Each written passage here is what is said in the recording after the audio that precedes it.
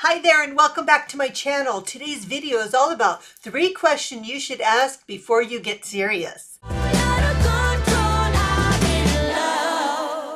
Now, when you finally find that person that you really see a future with, it's easy to jump in quickly without really thinking things through. After all, when you love someone, and your relationship is unlike anything you've ever experienced, you don't want to wait. And why should you? And to be fair, there's really nothing wrong with that. When you know, you know.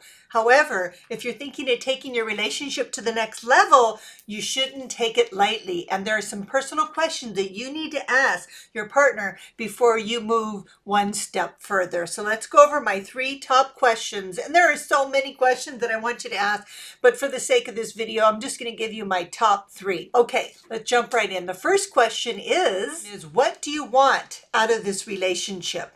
In other words, where is it going? If you're ready to take the relationship to the next level, and you need to make sure that you're on the same page with your partner, because here's what could happen. Both of you could have a completely different idea of what that really looks like, the relationship that you want. And so you have to sit down and have sometimes it can be an uncomfortable conversation because you have to make yourself vulnerable to have this conversation. But it's so important that you understand what the relationship means to each of you and what to expect out of the relationship, and that you communicate in a way that keeps the relationship moving forward. Because once you have this conversation, and your partner will know exactly what to expect from you, and you'll also know how to fulfill each other's needs.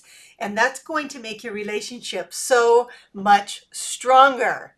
So don't hesitate to have this talk, because it's going to reveal so much about each other and things that are going to, like I said, draw you closer. Okay, let's go on to the next question. The next question is, how did you deal with your feelings and emotions growing up? So important to ask this question. And I remember asking this question to Michael, and I discovered that we had similar experiences in terms of, what role our parents played in our life, what the expectations that were put on us by our parents, how conflict was handled, or if it was even handled, in other words, discipline, and how we responded to that. And what were our emotions were reacting in and acting out. This revealed so much to me when I talked to Michael. What I discovered was that we had a very similar experience. Now, our parents weren't similar. His parents were together during his entire childhood, where my mother was a single mom and raised me and my siblings. But conflict resolution was very similar. There was a very kind of a strict atmosphere we both grew up with, and we both responded to discipline and etc. in the same way. And we had a similar relationship with our parents, and that really helped me understand Michael. It helped me understand who he was as a person, and how his personality was formed, and how he was going to be handling conflict resolutions between us.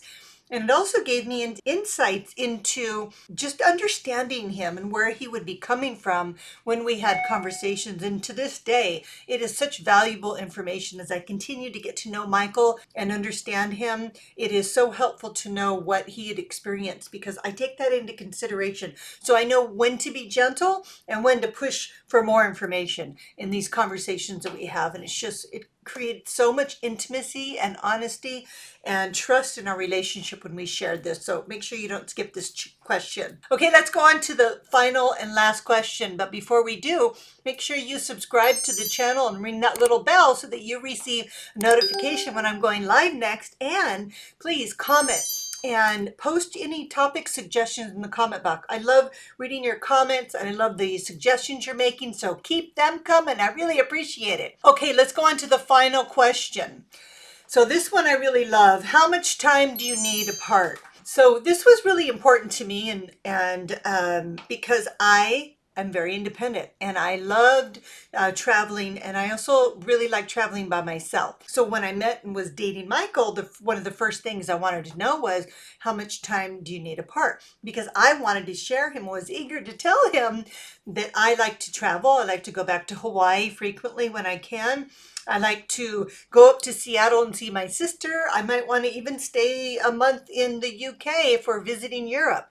I just really, really need to know that I have a lot of freedom to do things on my own with the friends that I have, my family, And that really fills my cup, and it's important to me. And I wouldn't want to live or be in a relationship with somebody who didn't respect that and support it and actually not feel insecure, not feel threatened in any way. So we travel together quite a bit when we can all travel. And then I like to do my own side trips. I really look forward to those. They really fill my cup. Both of them do. And so this was important to me. And then I was able to find out from Michael that he completely supported my trips that I like to take. And we've taken so many trips already together. And so we really were compatible with these 3 questions that I'm suggesting that you ask. So make sure you don't hesitate and add some of the questions that you think are important to you in the comment section. I'd love to hear from you. Okay, sending you lots of love. I'll see you in next week's video.